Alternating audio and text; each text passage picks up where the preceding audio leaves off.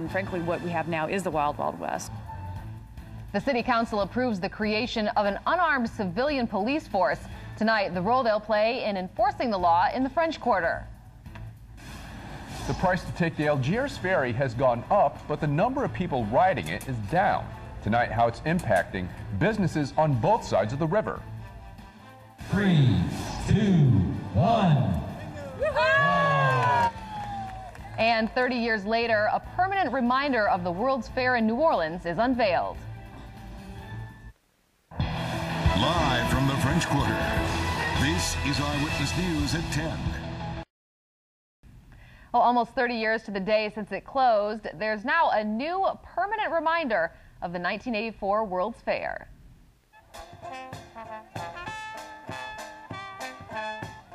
Tonight, former fair leaders.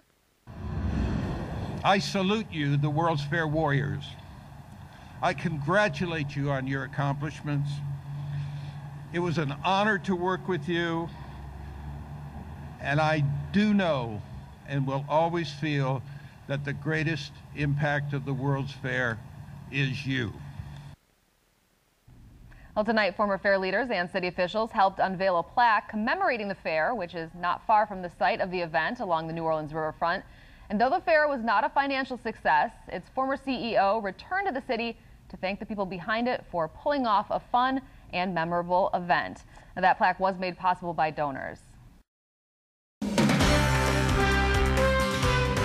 They've been paid $19.5 million. Say what? Tonight, in a follow-up investigation, new questions about a $20 million school board project, how a decision by FEMA might have run up the cost. World's Fair was the kite, but you were the wind. You made it happen. You were the spirit, the soul. 30 years after the World's Fair flopped here, a look at how it gave birth to one of the city's most popular neighborhoods. And if you've struggled to find ways to get rid of embarrassing cellulite, don't bother with a trip to the doctor. And tonight's Waste Watchers will show you an FDA-approved option that could give you the results you want. Fox 8 News at 10 starts now. From Louisiana's home team, this is Fox 8 News at 10 p.m.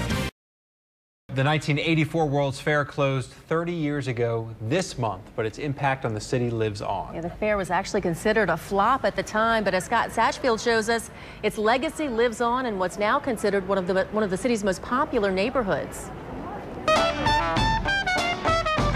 The story of the fair is many, and there are many layers to it, but at the end of the day, it was a great show. In 1984, the World's Fair delivered a 6-month-long celebration to the New Orleans riverfront, but was also plagued with issues. For the event's 30th anniversary, organizers and workers reunited tonight to acknowledge the struggles and celebrate the achievements. It was the best of times and the worst of times, but thanks to you, not many of the visitors knew it. Oh, the press did.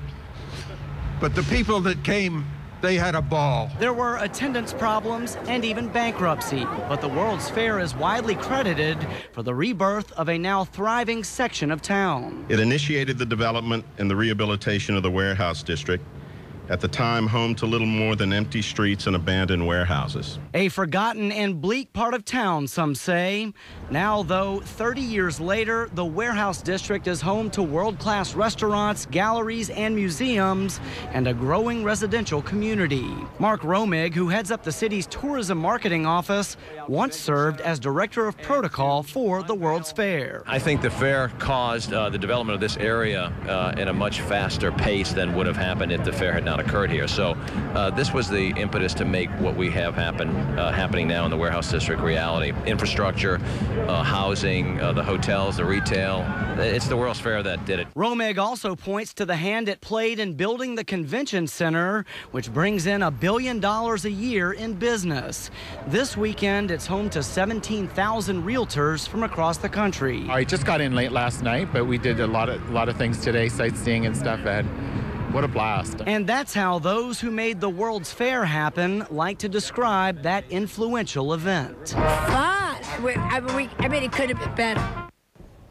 Now, while the World's Fair didn't meet attendance expectations in the first few weeks after it opened, organizers say the expo went on to draw an estimated 7 million visitors over its 6-month run. So certainly some problems, but it did a lot for the city. Yes. All right. Thanks a lot, Scott. LSU, Alabama. The war of words is underway tonight. It's been 30 years since the World's Fair in New Orleans. We'll take you to tonight's big reunion. How a website born in New Orleans hopes to turn your online shopping into local buying. And the most expensive house in America is for sale. Find out what it costs and what you get.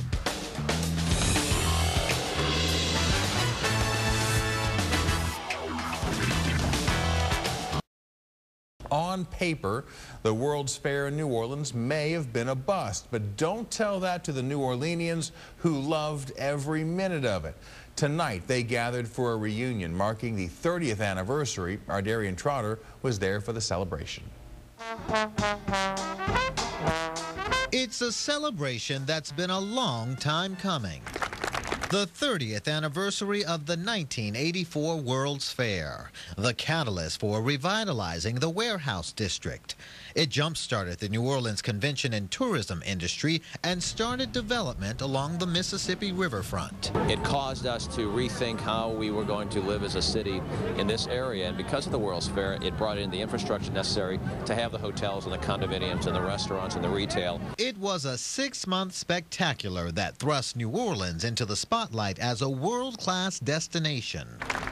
Hundreds of people showed up to celebrate the anniversary, including some former employees of the fair who hadn't seen each other in decades. We didn't work for the World's Fair, we lived the World's Fair. Gail Varuso cherishes fond memories. You played hard and you worked hard. There was no in-between. You went to work every day with a smile on your face, everybody was family, and you worked from sun up and sundown to make it happen. But there were some financial pitfalls. The fair fell short of drawing projected visitors, resulting in a $100 million loss. You know, that wore terribly on a lot of people. A lot of people lost money. A lot of people went bankrupt as well because of it. So it left some very bad feelings. But on this day, it was all good.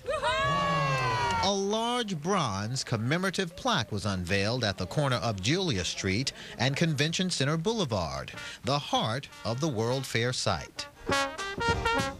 The visitors and the travelers stayed away, but the locals had a blast. It was the best-known secret in the United States. And the celebration turned out to be a memorable homecoming for the hundreds of people involved 30 years ago, some of those same people who came out tonight. We're live in the News Center. Darian Trotter, Kurt, back to you. All right, thank you, Darian.